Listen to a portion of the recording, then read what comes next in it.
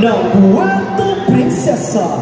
Sa ilalim na ditong sinag ng araw at sa iba't ibang hayop na iyong makikita, naninirahan ang mga bata at tagbanwa.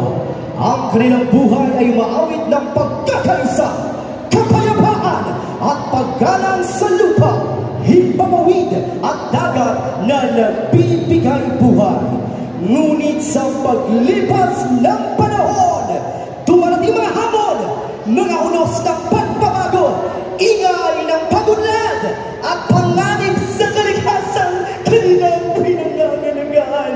Sa gitna ng lahat ng ito, nananatiling matag ang kanilang puso sapagkat alam nilang sa ilalim ng lupa ay may hiwaga ng tubig at bato.